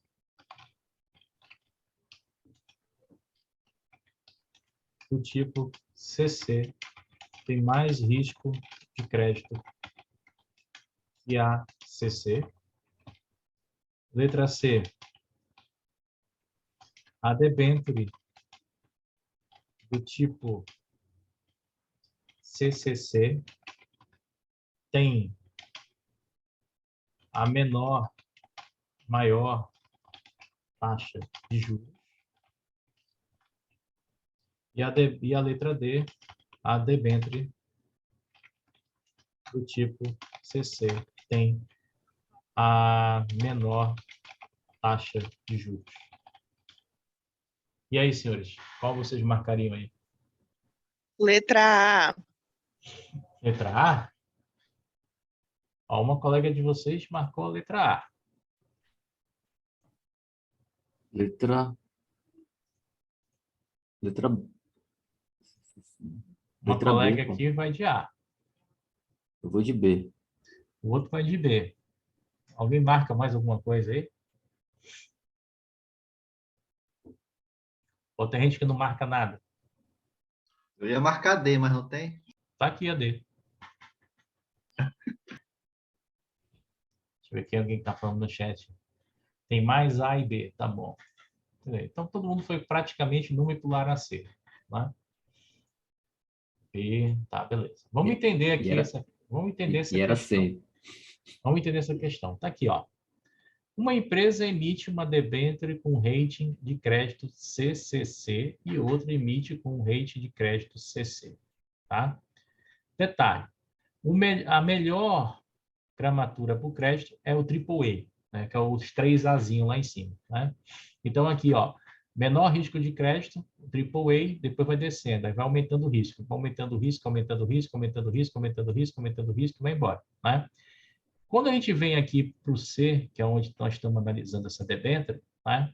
Observa que o triple C, o triple C, vem lá em cima e o double C vem aqui embaixo. À medida que você desce, eu tenho maior risco, né, de inadimplência, está até aqui do lado. Né? E aí, a minha pergunta é, quem é que tem mais risco? CCCC ou CC? Né? Então, quem vai ter mais risco é onde estão os dois Cs. Né? Então, com base nisso, o que eu venho aqui? A debênture do tipo CC tem mais risco do que a CC? Falso. Quem tem mais risco é a que tem dois Cs. Então, a debênture do tipo CC tem mais risco de crédito do que a CC? Até agora, essa aqui é a nossa certa. Vamos analisar as outras. Tá? A debênture do tipo CC tem maior taxa de juros? Olha só. Se eu estou analisando uma debênture do tipo que tem 3,6 e uma que tem 2,6, né, é óbvio que a que tem menos C, ou seja, a que tem mais risco, vai ter que me pagar a maior taxa. Então, a 3C aqui não tem a maior taxa de juros. Então, essa aqui está falsa. Tá? Aí, vamos para a letra D. A letra D fala assim, depende do tipo, a debênture do tipo CC tem menor taxa de juros. Não. Em relação à debênture que tem 3C, por ela ter um menor rating, ela tem a maior taxa de juros. O que é o seguinte, como é que funciona essa classificação de rating na renda fixa? Quanto pior o rating, a instituição financeira, a empresa SA, ela tem que dar uma taxa maior para compensar o risco do título. Tá? Então, por exemplo, se você aplica num banco, por exemplo, Bradesco, Itaú e Santander, são os únicos bancos no Brasil que são AAA aqui, que o risco de crédito é quase zero. Tá? Aí você aplica num banco desse digital, Inter, essas turmas aí que tem risco B. Né? Então, o que acontece? O Bradesco, o Santander e o Itaú, eles têm muito dinheiro em caixa. Então, eles vão pagar, né, o que eles acham que é justo pelo CDB, não vão pagar uma remuneração extraordinária. Né? Já o Banco Inter, o Nubank, essa turma todinha, né, original, que vem aqui sendo classificado como B, B- e C, para eles atrair os investidores, tá? Eles têm que pagar uma taxa maior do que o risco de crédito da instituição para poder valer a pena o investimento. Então, eles pagam mais uma taxa maior. Por quê? Eles estão precisando de caixa. Então, para atrair, eles pagam uma taxa maior. Mas o risco deles faz com que eles paguem essa taxa maior. Exemplo, imagina que esses bancos pagassem 100% do CDI. Exemplo, 100% do CDI. E o Bradesco paga 100% do CDI. Se você olhar pela visão do investidor racional, o investidor racional vai olhar assim, pô, eu não conheço o Banco Inter, não conheço o banco original, não vejo agência na rua. Quem é o investidor racional? É o conservadoríssimo, né? Eu não vejo placa de agência na rua, eu não vejo isso. Então, eu vou fazer o seguinte, é melhor colocar no Bradesco, no Itaú e no Santander, que eu já conheço, que eles já estão aí muito tempo no mercado e eles pagam 100% também. Então, na visão do investidor racional, ele sempre vai procurar aquilo que é mais conhecido e mais conservador. Para essas instituições quebrarem essa ideia, esse paradigma, elas têm que aumentar. Aí elas vêm aqui e colocam 200% CDI. Aí o cara olha assim, porra, mas espera aí, os bancos top estão pagando 100% e esse banco novo está pagando 200%. Pô, tem alguma coisa errada aí. Aí o cara, como todo mundo, todo investidor, o que ele vai olhar? Ele vai olhar os juros, dá um risco, né? Então ele vai dizer assim, eu vou colocar meu dinheiro nesse banco que remunera mais do que o Bradesco Itaú. O Bradesco Itaú já é tão rico mesmo. Aí ele vem e coloca aqui, só que ele não está levando em consideração o rate de crédito. Então, quanto maior o rate de crédito da instituição, maior a taxa que ela tem que oferecer para o mercado. Essa é a regra. Entenderam? Dúvidas? Oh, só Estados Unidos, só os países do primeiro mundo mesmo? Estados Unidos, Japão, Finlândia, Suécia, poucos países Reino assim. Unido? Aí a Alemanha vem né? Aí vai. O Brasil está entre esses Bs aqui, tá bem aqui, ó. O Brasil Não, ficou vi. oscilando daqui para cá, ó, dessa região aqui, o Brasil oscila, tá? Ele fica oscilando. Você pode entrar no site do Banco Mundial que tu vai ver os rates dos países lá, né? O Brasil ficou oscilando, mas o Brasil não é tão ruim assim não, tá? O Brasil ele tem grana para pagamento que mexe muito com a questão do rate do Brasil é o cenário político.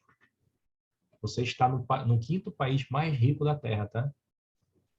O Brasil é o quinto país mais rico da Terra. É o quinto. Pensei que hoje, com aquela notícia que a gente ia entrar na OCDC, ia dar um boom. Entendeu? É o quinto país mais rico da Terra. Mas por que que o Brasil não cresce? Corrupção, política, Isso é normal. Isso esquema, aí já... né? Então, o Funcionário Brasil público, o Brasil vai demorar muito para chegar aqui. Gasto com funcionário público é muito alto, né? E vai mudar. Enquanto o pessoal ainda tiver a natureza de concurso, né? Ah, concurso é tudo, concurso é legal, né? Então, nunca vai ter espaço para o privado e o privado é o que realmente faz o país crescer, principalmente a parte de tecnologia, tá? Vocês olham os países mais ricos da Terra, dá uma olhada lá, vê o número de funcionários públicos que eles têm em relação ao funcionário público de privados. Dá uma olhada onde estão os maiores salários, se é no funcionário público ou no privado, e dá uma olhada aonde estão as empresas mais ricas, se é público ou privado. Vou te dar só um exemplo. Tu sabe quem é mais rica do que a rainha da Inglaterra, lá na Inglaterra? mais rica que a rainha da Inglaterra, na Inglaterra. Tem A várias rainha pessoas, da Inglaterra tem dinheiro. mas tem várias pessoas lá. Mais rica que ela. A escritora do Harry Potter. Ela tem 10 vezes o patrimônio de riqueza que a rainha tem. Tá? Só para vocês terem uma ideia. O privado, ele sempre é o que predomina. Tá? Só que nos países latino-americanos, principalmente aqui, os nossos países aqui da América do Sul, que entende que o Estado tem que dar tudo. Aí, o Estado, ele não consegue dar tudo, porque se ele der tudo, ele tem que cobrar um imposto mais alto, sempre o mais alto, para poder pagar tudo. Tá? Essa é a diferença. Tá? E esse ano, da Lula, né? Deus me livre. De acordo com as pesquisas, ele tá 102 pontos para cima e 98 pontos para baixo. Ele está 102 pontos para cima e eu estou com 100 pontos para cima de pular fora desse país, mano, quando ele... Acho que eu vou fechar as empresas tudinho, eu vou vender din-din. Não vou não, até doido, recolher imposto para bandido. Olha lá, agente fiduciário, agente de notas, então são os dois nomes dele, agente fiduciário e agente de notas, tá? Quem tiver ficar com raiva porque eu falei mal do PT, problema de vocês, tá? Eu não gosto do PT, tolero qualquer partido, PT não. Principalmente porque ele é contra o emprego da gente. Eles não gostam de bancos, eles não gostam de bolsa de valores, eles não gostam de quem guarda dinheiro para o investimento, eles não gostam de pessoas que são empreendedoras. Né? Tudo tem que ser do Estado. Olha lá, agente fiduciário, agente de notas, tá? Então, quando a gente fala disso aqui, tá? Você tem aqui a seguinte situação, ó. É aquele cara que vai guardar o direito dos debenturistas, tá? Então, decora só os dois nomes. Ele pode vir com o nome de agente fiduciário ou agente de notas, mas a responsabilidade dele é todas aquelas que nós já conversamos. Zelar pelo direito do debenturista, controlar a questão de prejuízo na empresa, e ele tem aquela funcionalidade de fazer o cross-default, tá? Memoriza aquilo direitinho, que é a característica. Deixa eu ver o que a gente tem aqui. Banco escriturador. Esse banco escriturador, ele é novo para vocês, tá? É um banco que vai manter, né? Ele vai ter responsável pelo cadastro dos investidores que vão participar da oferta, tá? E ele que vai cuidar da documentação, lá no processo, tá? Ele vai ser responsável também por fazer, né, a transferência de titularidade de negócios que são realizados no balcão, ou seja, o investidor que adquiriu um ativo lá no primeiro mercado, quer vender no mercado secundário, ele vai ser responsável pela conversão das debêntures em ações, tá? Ele vai ser responsável pelos avisos, informes e extrato dos investidores, então, que vai chegando de extrato na tua casa referente à rentabilidade das ações, ou melhor, das debêntures, é ele que vai mandar. e ele vai atuar com os órgãos reguladores e a Bolsa de Valores, tá? Então, esse cara, ele tem uma tarefa assim, mais contábil, mais escritural, né? Para poder fazer os lançamentos é, é, controlados, vamos dizer assim. Tá? Eu vou ter o banco mandatário, que ele vai desempenhar, né, o papel aqui, normalmente é banco comercial ou múltiplo, tá? Com carteira de reservas bancárias. A ideia é que esse cara trabalhar junto com o Banco Central, vai ser indicado pela emissora, e esse cara aqui ele vai trabalhar aqui transferindo, né, o nome da Câmara de Custódia para liquidação, ou seja, você comprou um título, uma ação, uma debênture, você vai lá na Câmara de Custódia da B3, vai estar alienado, né, esse registro, né, no nome da empresa e depois vai passar para o teu nome. Quando tu vende uma ação, quando tu vende essa ação que foi comprada no mercado primário, ele vai lá e tira do teu nome e bota no nome do outro investidor.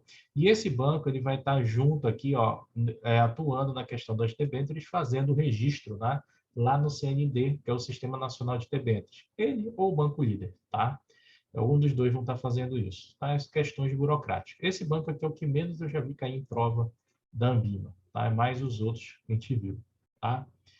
Deixa eu ver o que mais aqui. Custodiante, esse cai. O custodiante normalmente é uma instituição financeira que ela faz a guarda, o registro e a liquidação das operações na Bolsa de Valores, tá? E a ideia aqui é fazer envio de informações para os órgãos, tá? E fazer a liquidação física. Porque quando eu falo de liquidação física, é assim, né? A empresa tem um ativo, eu tenho o dinheiro, né? Eu dou o dinheiro, a empresa passa o ativo. Na hora que ela faz isso, né, ele vai fazer toda essa operação de liquidação, tá? Então, ele faz esse processo de acompanhamento. Então, o banco custodiante é importante. E eu vou ter aqui o formador de mercado, o market maker, né? Eu escrevi errado, escrevi maker market, mas tudo bem. É o market maker, né? Esse cara aqui vai ser responsável, ele que propõe a liquidez do mercado, ele que vai fazer os negócios, ele que vai promover, ele que vai trazer os investidores, ele que vai fazer todo o processo, né? Ele vai estar com a análise de eficiência do mercado de capitais. Então, esse cara aqui ele atua direto, normalmente são as corretoras, distribuidoras, mas pode ser formado por bancos de carteira de investimento, né? Lembra que quando se negocia debênture, pode ser vendido por banco, corretora e distribuidora. Ações que é só mais corretora, né? Mas as ações que são mais corretoras são as ações que são negociadas no mercado secundário. No mercado primário, os bancos também podem fazer muita questão do IPO. Então, esses caras aqui, eles trazem os investidores, reúnem os investidores, apresentam a empresa, apresentam o prospecto,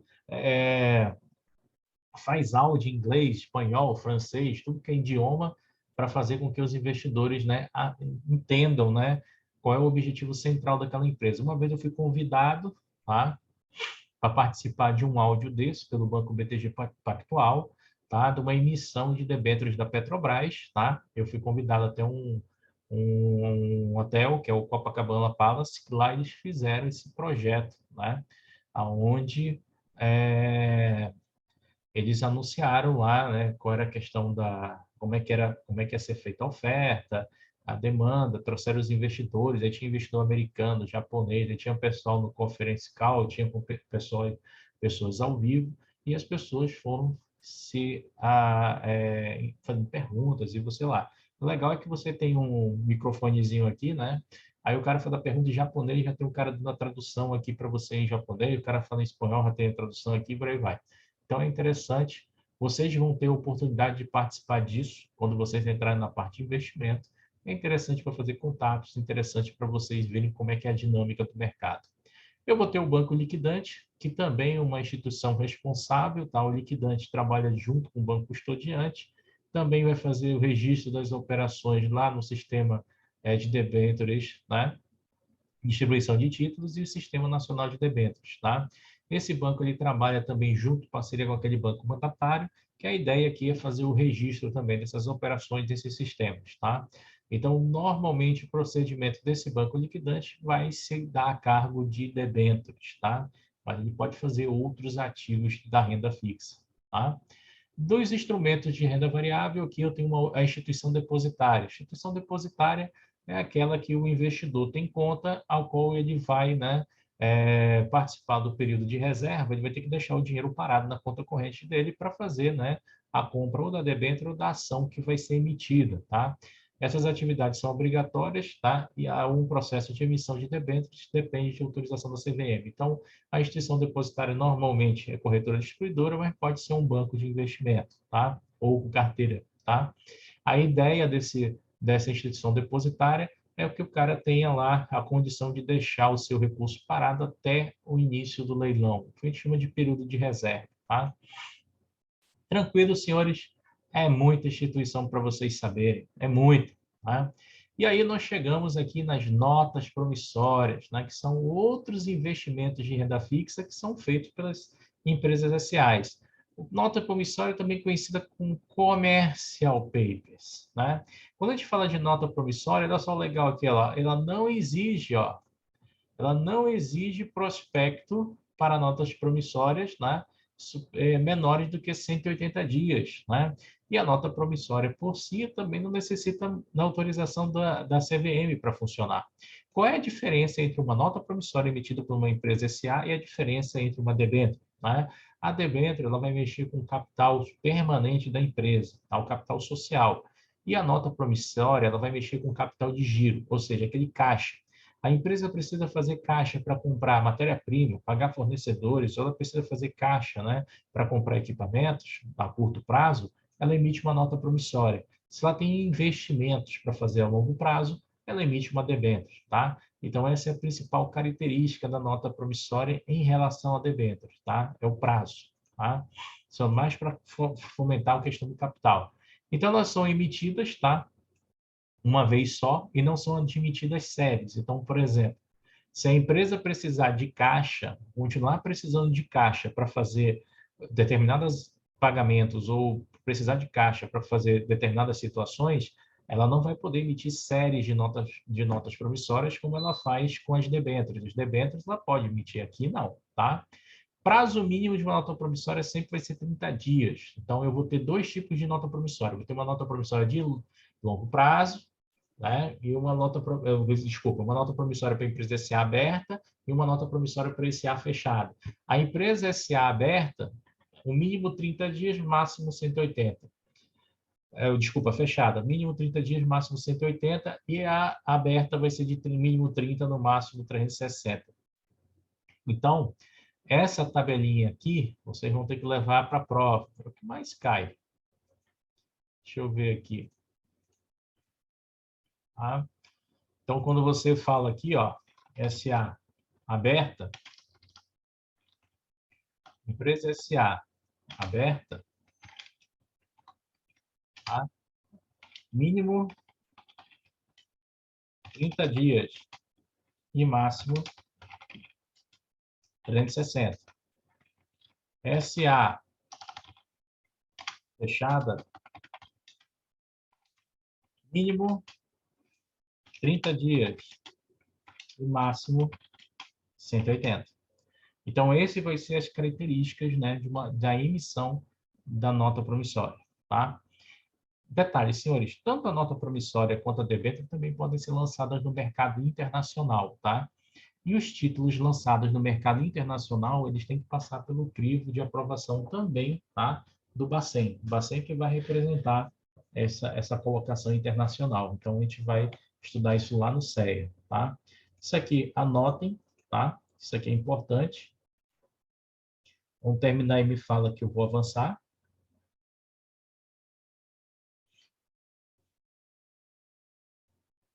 Já?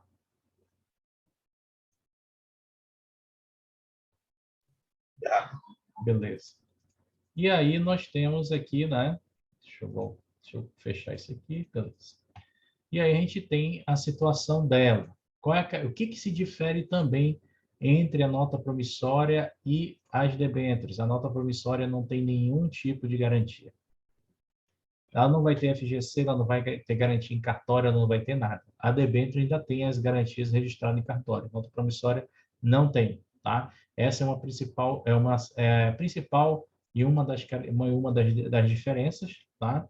E a outra diferença é que a nota promissória ela não pode ser emitida, tá, por qualquer juros. Normalmente elas são pré-fixadas ou são pós. E quando elas são pós, ou é CDI ou alguma variação do CDI. Olha, a remuneração pode estar atrelada à Selic, a índices como indexador, como IGPM ou variação do DI, tá? Ou até mesmo IPCA, tá? É uma ideia que a nota promissória pode fazer. Com rentabilidade, as notas promissórias elas variam de cada empresa, tá? E devemos conhecer o prospecto de cada uma para poder fazer esse tipo de análise. Detalhe, senhores, as notas promissórias de 180 dias, normalmente elas não têm variação com IPCA ou IGPM, tá? As que vão ter com IPCA e IGPM são as notas promissórias que têm são até 360 dias. Menor de 180, não, normalmente ou é pré ou é DI, tá? Isso é uma diferença que a gente tem aí. Deixa eu apagar aqui. Seguir. Tá? Quais são os principais riscos de uma nota promissória? Né? Então, nós vamos trabalhar o seguinte. Eu vou desenhar um quadro aqui para vocês e eu quero que vocês salvem esse quadro, decorem esse quadro, na nota, bota igual tabela periódica no banheiro, no espelho, no teto, porque isso aqui vai servir para vocês para muita coisa, né? Todos os investimentos têm 3 riscos, tá? Só que na renda fixa, né, o principal risco que nós vamos trabalhar é o crédito, tá? Aonde está o risco de mercado na renda fixa? A variação das taxas. Aonde está o risco de liquidez? A possibilidade de eu tentar vender no mercado secundário e não conseguir vender. Mas o risco da renda fixa principal é o crédito. E quando eu falo do risco de crédito, eu vou ter essa ideia aqui para vocês. De novo, vou desenhar um triângulo. Tá? De novo, vou desenhar um triângulo. Aonde eu vou colocar os ativos na renda fixa que são considerados com maior risco de crédito para os ativos de menor risco de crédito. Tá? Então, a gente vai trabalhar dessa forma. Então, o ativo com maior risco de crédito na renda fixa é a nota promissória.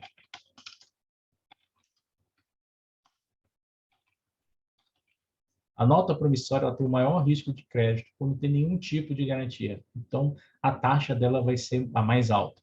Detalhe, a nota promissória não é para qualquer tipo de investidor, tá? O valor mínimo de emissão de uma nota promissória é de R$1 milhão, tá?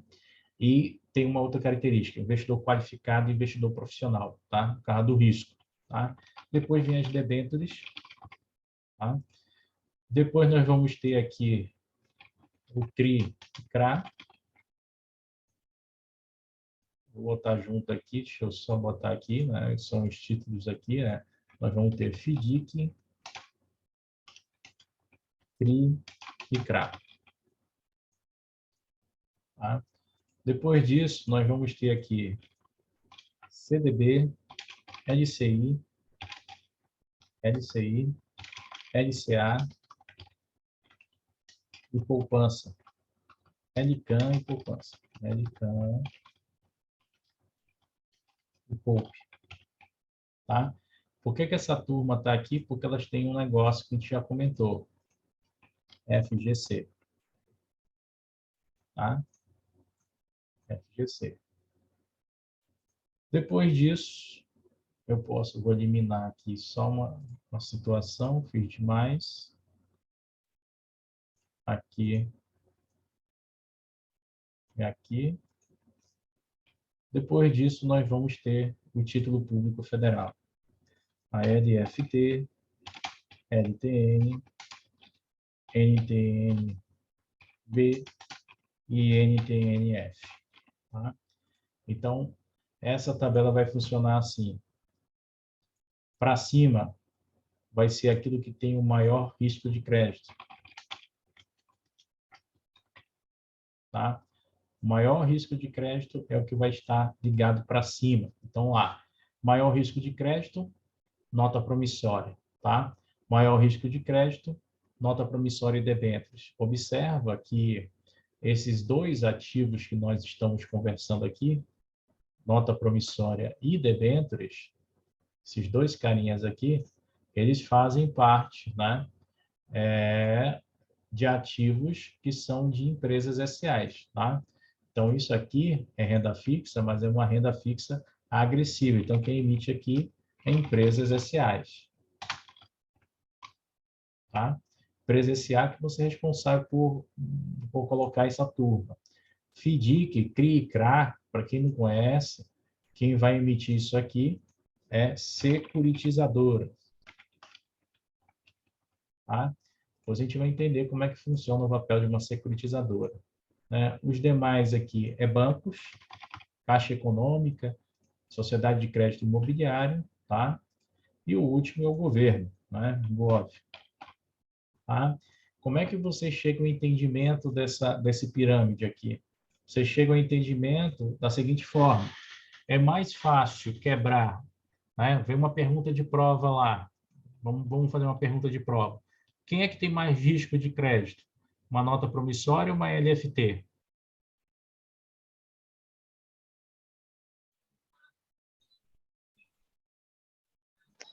Uma nota Nota promissória. promissória. A nota promissória. Como é que eu vou chegar a esse pensamento? Quem é mais fácil de quebrar, a empresa S.A. ou o governo? É a empresa S.A. Então, por isso ela tem que ter o maior risco. Aí pode vir uma outra pegadinha de prova. Quem é que paga o maior juros? Um CDB ou uma LFT?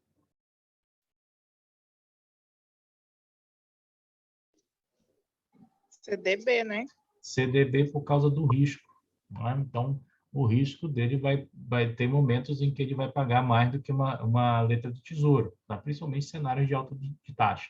Então, praticamente, são esses tipos de pergunta. Vai sempre levar em consideração embutida a questão do risco.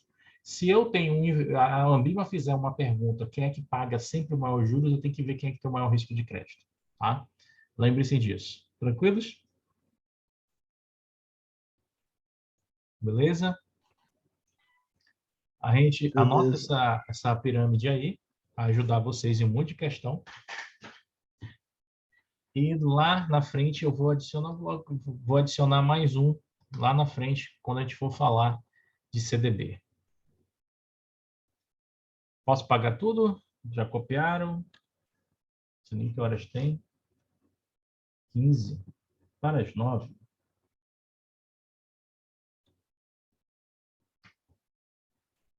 Para as 9.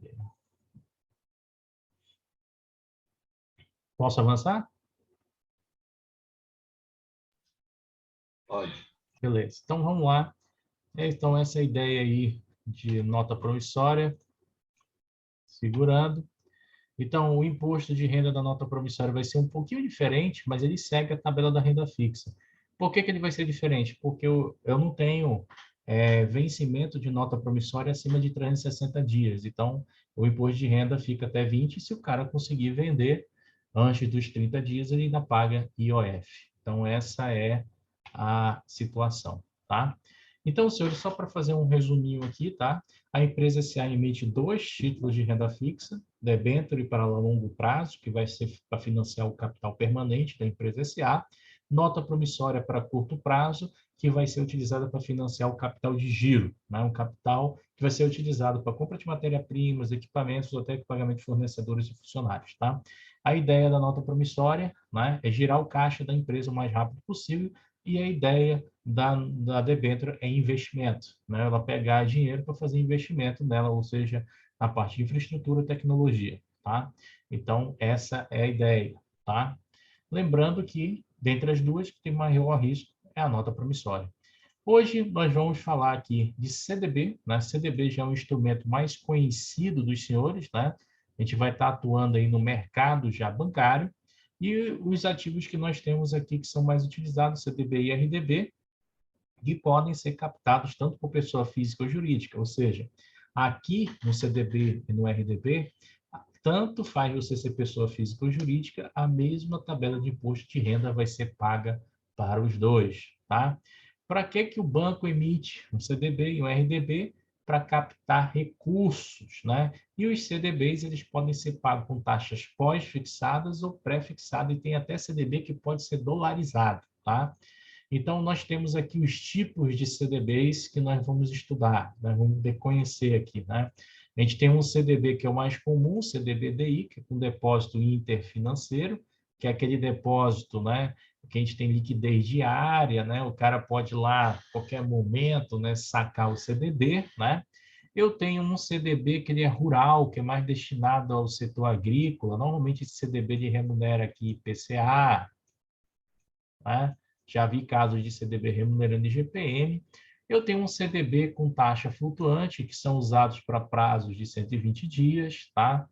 Esses CDBs com prazos flutuantes, eles podem pagar até a PTAX, o dólar, tá? Não usa TR. E eu tenho esse novo tipo de CDB aqui, foi criado em 2009, tá? O que é esse CDB? Depósito a prazo com garantia especial. Ele é um CDB que só quem vai aplicar nele são investidores institucionais, investidores qualificados, profissionais, normalmente instituições financeiras. O DPGE, ele é um tipo de CDB que ele tem um fundo garantidor de crédito diferenciado. A gente vai já ver lá, né? O fundo garantidor de crédito aí do DPGE é de 20 milhões de reais, né? Então, quanto a pessoa física, né, a pessoa jurídica que não é investidor qualificado e investidor qualificado e investidor profissional, né, eles têm lá um CDB, né, te paga até 250 mil por CPF instituição. Aqui você tem um DPGE que ele paga até 20 milhões de FGC. A prova de vocês vai perguntar lá quanto é que é o FGC de um DPGE, 20 milhões, tá? É um CDB que o cara aplica e ele não pode resgatar, tá? Ele só vai ter que ficar até o final do investimento e eles podem ser feitos para qualquer tipo de banco e para investidores que tenham as três características: institucional, investidor qualificado e profissional, tá? Então, esse CDB ele é muito comprado por fundos de investimento. Fundo de investimento compra muito esse tipo de CDB, tá? Ó, exemplo de uma aplicação de um CDB, né? Isso aqui é só um exemplo de cálculo. Eu falei para vocês que cálculo não cai na prova de vocês. Mas se a gente fosse levar aqui em consideração, o cálculo seria isso aqui, tá? Eu levo aquela taxa, né, de juros compostos. E quando eu falo de CDB, né, é a tabela de imposto de renda. Isso aqui domina a nossa praia. Então, 22,5% a 15%, tanto para pessoa física quanto para pessoa jurídica. E se resgatar antes, ainda tem a questão do IOF, se resgatar antes de 30 dias, tá? Certinho? E aqui nós temos aqui um breve resumo do DI. Nós até já falamos um pouquinho do DI lá no início. Eu falei para vocês lá no módulo 3 que a taxa DI é um depósito que nasce, ou melhor, uma taxa que nasce entre operações de instituições financeiras, onde um banco vai oferecer recurso para um outro banco, tá? E também nasce das operações com todos os investimentos de renda fixa que são registrados lá na B3, agora que a B3 assumiu a CETIP, né? Então, essa é a possibilidade, a média das operações. Então, aqui a gente tem lá aquela historinha que eu contei para vocês, do banco A que tinha um caixa negativo, pegou dinheiro emprestado com o banco B, depois emitiu empréstimos, CDBs, lá no mercado para poder pegar recurso e pagar o banco B, né? E a média dessas operações vai dar o DI do dia, tá? Isso aí é importante, tá? É daí que nasce o DI que vai remunerar todas as nossas operações, tá, senhores? Certíssimos? Beleza, vamos nós. E aí nós temos a securitização de recebíveis, tá? Isso aqui é muito pouco conhecido pelos profissionais do mercado financeiro. A securitização de recebíveis é quando você pega direitos creditórios que você tem a receber de um determinado mercado e transforma isso em investimento ou em uma possibilidade de ganho. Então, por exemplo, aqui nós temos um direito de recebível, né, que nós temos o CRI, tá? O CRI é um certificado de recebível imobiliário, tá? Ele entrou aqui em 98 pela resolução do Conselho Monetário Nacional e em 97 pela lei, né? Como é que funciona o certificado imobiliário, né? Por exemplo, existem pessoas que têm dívidas imobiliárias. Essas dívidas imobiliárias são transformadas em securitização de recebíveis, tá? Direitos creditórios, e esses direitos creditórios se transformam em lastro para o CRI, e o CRI vai ser negociado. Então, por exemplo, o CRI, o lastro da operação do CRI vai ser as hipotecas, vai ser os empréstimos, vai ser os imóveis que estão sendo gerenciados através de securitização. A mesma coisa acontece com o CRA. O CRA, o lastro dele vai ser as operações do agronegócio também em equipamentos ou até mesmo a safra do que está sendo produzido. E o outro securitizado que nós vamos aprender é o FDIC. O FDIC nós vamos conversar lá no módulo de fundo de investimento. E o FDIC ele permite com que você compre dívidas, né? Então você vai comprar dívidas de terceiros, antecipá-las e cobrar uma taxa por isso. Esse investimento aqui ele é muito interessante e a partir do ano que vem a CVM vai mudar, do ano que vem não, a partir desse ano a CVM vai mudar a regra para esse bicho aqui. Só que podia comprar uma cota de um fundo imobiliário CRI, ou imobiliário não, desculpa, um fundo de investimento de direitos creditórios, que é o FDIC, só quem poderia comprar era investidor qualificado, no mínimo, né? A partir desse ano, a CVM já está querendo liberar para todos os investidores do mercado. Então, esse daqui ele vai trazer uma alta rentabilidade para os investidores, só que ele tem muito risco de crédito, inadimplência, tá? Então, o risco de crédito dele vai ser bem pesado, tá? Então, vamos aqui conversar devagarzinho, tá, sobre o CRI, vamos entender como é que o CRI funciona. Então, o CRI aqui, eles são títulos de crédito nominativo, tá? São escriturais, transferíveis, lastreados em créditos imobiliários. Então, tudo que é crédito imobiliário que vocês pensarem, vai lastrear o CRI. Hipotecas, empréstimos e etc, tá? Quem é que pode lançar um CRI? Só vocês terem uma ideia. Quem é que pode lançar um CRI desse no mercado? Tá?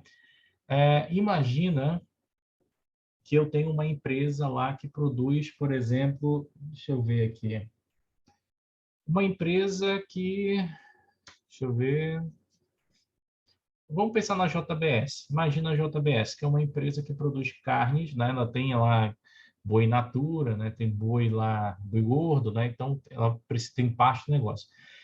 Então, a JBS ela pode construir um centro administrativo, né, para trabalhar seus funcionários e ela pode emitir um CRI. Aí ela vai entrar em contato com uma sociedade, uma sociedade securitizadora. Tá? Essa sociedade securitizadora ela vai ter empréstimos, né, que vão servir como lastro para esse CRI da JBS, ou a JBS vai dar em lastro, né, algumas coisas de patrimônio imobiliário que ela tem, ou de créditos imobiliários. Aí, depois que proferido isso, vai ser feito um IPO, uma oferta pública, e esse CRI da JBS vai ser negociado lá na Bolsa para os investidores que querem comprar. Tá? Então, eles podem ser feitos, né, por sociedades de ações, e tem por finalidade a aquisição, né, desses créditos para emissão e colocação no mercado financeiro, tá? E tem que ser um serviço compatível com sua atividade. Por exemplo, a JBS vai construir um prédio. Se fosse uma empresa do setor imobiliário, onde é mais compatível, né? Por exemplo, a gente tem um shopping center, sei lá, Iguatemi. O Iguatemi pretende uma expansão do shopping center. Ele pode lá, junto com uma securitizadora, emitir, né, fazer um empréstimo, e esse empréstimo servir de lastro para a emissão de CRI com a securitizadora e os investidores comprarem ou aplicarem. Investimento mínimo para o investidor pessoa física no CRI é R$1.000, tá? Já foi mais caro, é R$1.000, tá? Então, securitizar é transformar direitos creditórios. O que é direitos creditórios? Dívida. Imagina que eu tenho uma dívida com o William, né? E eu tenho um imóvel para dar em garantia, né? Aí o William pega e faz o seguinte: Paulo, tu tem uma dívida de 100 mil comigo, mas tu tem um imóvel que vale 100 mil. Em vez de você me pagar essa dívida, eu vou fazer o seguinte: eu vou vender essa dívida que você tem comigo para uma securitizadora. Aí a securitizadora vai lá, compra a dívida e passa só o dinheiro para o William e desconta uma taxa, tá? Então, toda vez que a gente fala de securitizar, é transformar direitos creditórios, ou seja, pegar direito de você receber uma dívida e transformar em investimentos, tá? Essa é a possibilidade. Então, nesse fato, os investidores aqui, eles vão atuar no mercado comprando a CRI, tá? Que elas são lastreadas em várias operações imobiliárias, seja de construção de edifícios, shoppings, etc. e as seguradoras vão pegar esses direitos creditórios. Por exemplo, cada pessoa que comprar esse apartamento vai fazer um empréstimo. Cada pessoa que comprar esse apartamento vai fazer um empréstimo. O nome desse empréstimo chama-se empréstimo securitizado, ou seja, a pessoa vai fazer o empréstimo lá no banco, tá? Mas o direito creditório desse empréstimo vai ser vendido para a securitizadora e ela vai transformar isso em CRI. Ou seja, se eu tiver empréstimo, eu tenho um certificado de recebível imobiliário. Se não houver os empréstimos, eu posso dizer para vocês que o CRI está sem lastro, então não vai ser emitido. É o que acontece também com a letra de crédito imobiliário, tá? Existe essa possibilidade também, tá? Vamos seguir aqui. Então, a gente vai ter vários formatos de CRI. Vocês vão ter CRIs lá que vão pagar a taxa DI, vão ter CRI que vão pagar lá, vão ser pré-fixados. Vocês vão ter CRI lá que pode pagar a inflação. Vai ter CRI para 1 ano, 2 anos, 3 anos e por aí vai, tá? Então, vocês vão ter vários tipos de emissão. E a regra do CRI é o seguinte, tá? Deixa eu ver aqui, deixa eu ver se está aqui. Não, regras de registro, companhia aberta, não, está aqui. A desvantagem do CRI, essa vocês têm que saber para a prova, tá? A negociação dos certificados, apesar de não possuir uma norma mínima, né? O mercado adota R$300 mil, mas a limitação é de R$100 milhões, ou seja, a securitizadora ela não vai poder fazer emissões de CRI acima desse valor de R$100 milhões, tá? Antigamente, para se investir no CRI, você precisaria de 300 mil, né, para adotar um mínimo de investimento. Agora não, a partir de R$1.000. E a securitizadora, tá, desde 2018, essa regra foi mudada, ela vai ter que ter um teto de pelo menos 100 milhões para poder fazer uma emissão, tá? Isso é uma norma, é uma regra que ela tem que seguir, tá? Quando a gente fala de CRI, antes de a gente pôr os certificados do agronegócio, o CRI, senhores, eles vão ter um prazo mínimo, tá? De pelo menos 6 meses, tá? E eles, na maioria das vezes, eles são vendidos, tá? Para o investidor sem liquidez. Então, o investidor ele vai ter que ficar lá 1 ano, 2 anos atrelado à operação, né? E ele não pode sair. Né? Se ele for dessa forma fechada, ele não tem como vender no mercado secundário, tá? Se o CRI tiver emissão mínima de 6 meses, depois de 6 meses ele pode ir lá no mercado secundário e vender para um outro investidor. Caso contrário, ele vai ficar até o final do investimento, tá? Deu para entender o CRI, ou essa parte de securitização, ou vocês preferem que eu volte?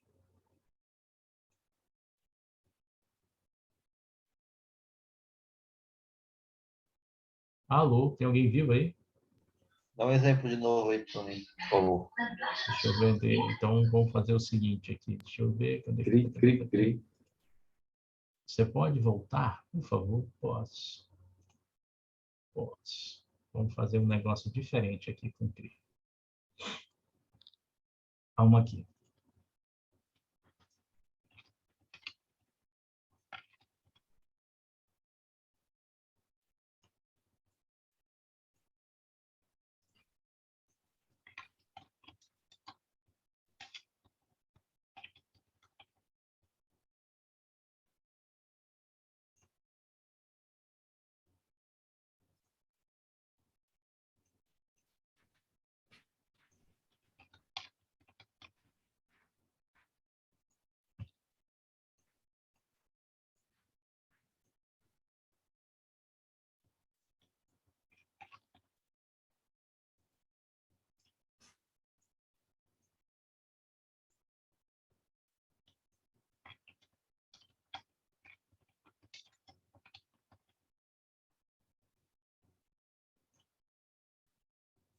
Vamos fazer um caminho diferente aqui para vocês entenderem aqui. Deixa eu pegar aqui. Cadê o lápis? Está aqui. Vamos entender dessa forma aqui o CRI, tá?